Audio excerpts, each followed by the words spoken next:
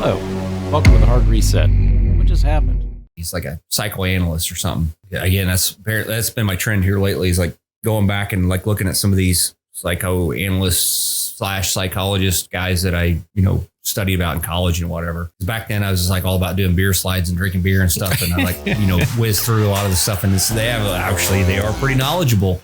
Right. I find psychology to be really interesting. Mm-hmm. Again, thank you very much. The Carl Jung, just putting that video together and having to do the research and look into it. Like, man, I learned so much in such a short time. I mean, obviously I'm no professor or anything like that, or scholar, but I learned so much just by doing the research on it and looking. It's like, man, I really got to look more into this guy. Yeah. That's it. Like I'm like kind of revisiting that stuff now because I'm like, man, I'm like beer bong or whatever. And you're like, you're not paying attention, but you caught like parts of it. No. And so I think you go back and look at this stuff. It's really crazy too. Cause, obviously when you're editing that stuff, I mean, I'm like here for like 5-6 hours trying to edit. In the process of listening to what you had to say about him, and then in the process of reading just little snippets of what he had to say, it's like, you know what? I can actually in life make myself a better person by listening to some of the things that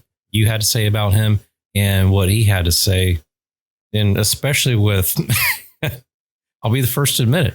I'm that guy that I'll pop something off, and then after the fact, then I'll regret it, or like, man, I could have worded that way better, or I could have said it in a better manner, and it would have actually reflected what I actually thought, and not just the spur of the moment. So those dudes were like super like this, the 60s and some of the 60s and like 70s, psychoanalysts were like very eloquent about how they did things.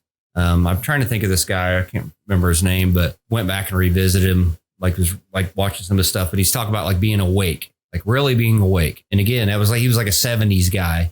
And this is like pre-social media, whatever, kind of like the Carl Jung thing of how it's really starting to like apply to like modern day stuff. Like he said, basically, you can be awake, but in this case, I'll put it in modern terms. He talked about like, politics and news and certain things. Now we're talking about like some mainstream media, social media. Well, when you say awake, do you mean wake as in awake, or do you mean the terms people are using now, woke? No, it's not garbage, woke. Awake is like basically what he was describing is like being awake is making your own informed decisions. Like, what I'm saying? Like not taking the normal narrative, much like we do, and just kind of weighing out the options and figuring out what you really think is real. And back then, that was like news then was like really, it wasn't, what we didn't consider like skewed. It was right in the middle of news. But even on issues, because they were limited to being in the United States, you're always going to be something kind of skewed. Right. And like he was talking about like the war in Vietnam and like certain things like that.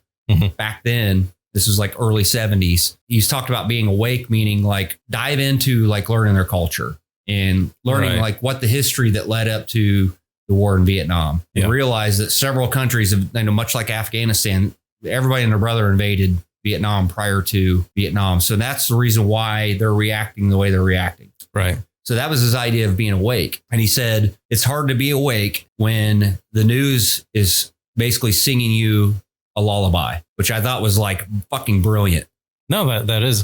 Do you think, so obviously then news didn't run 24/7. So people had time to actually sit down and research and figure out, hey, is this actual fact, and put the time into it. And you have to realize deep dive it versus nowadays. It was so much harder back then because you had a library. Like you didn't have Google, you didn't have the internet. So if you like wanted to learn about the geopolitics of Vietnam, you had to go to a library and like read history books about the French invasion of Vietnam in 1951 or whatever it was. I feel like maybe you had the time to actually do that. Where now most news outlets, I'm not sure why, but if you look at like their YouTube feed, every 5 minutes, 10 minutes, they're putting out a new story or they're adding to a story. I just saw, not to pick on ABC, I think this was ABC out of California, possibly. They was talking about how the Russian warship that fired on Snake Island and killed those 13 Ukrainians had been attacked by Ukrainian artillery and destroyed. they reiterated that these 13 Ukrainians.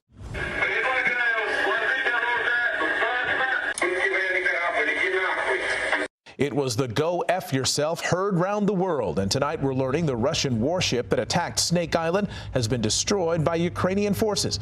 The Times of London reporting that the Vasily Bykov seen in this earlier video was hit during a firefight after the Ukrainians used a smaller vessel to lure the were killed, which was false, and it's been verified by not only Russia but also by Ukraine. Yeah, there's been video of these so-called Ukrainian soldiers that were supposedly killed. So, but ABC, they just went out and put this video out because they got a TikTok video or something. This is video going viral online as that Ukrainian missile battery unloads on the Russian warship. After the missiles stop firing, you can see a small light in the video. That's the Vasily Bykov on fire, and the gunner is quick to celebrate his hit. Попалась, сука! Русский корабль, иди нахуй! We effing hit them. Russian warship, go F yourself. This is video of the smoking vessel at dawn shared by Ukraine's Navy, which says the Vasily Bykov was destroyed. That's what we're getting our news now, by the way. That shows TikTok. Some missiles being fired into the air at night, and then something off in the distance that looks like possibly a street light or something. And then they show another video of during the daytime of something maybe on water, questionable. Yeah. That is on fire, possibly, or smoldering. And it was from like 1988. It was like some oil spill. And maybe the story they put out, maybe half of that was true. Yeah. But first of all, I was like, how'd you rush through it so quick that you don't know that's already been disproven that the whole entire Snake Island thing was a big hoax? Yeah. And you just fell for it again. But so let's just say maybe the Ukrainians did blow up this Russian warship. That's funny because that Russian warship took those prisoners and took them back to port. So if it was destroyed, yeah, there's so many. Again, maybe I'm missing something, but well, that's what I'm talking about.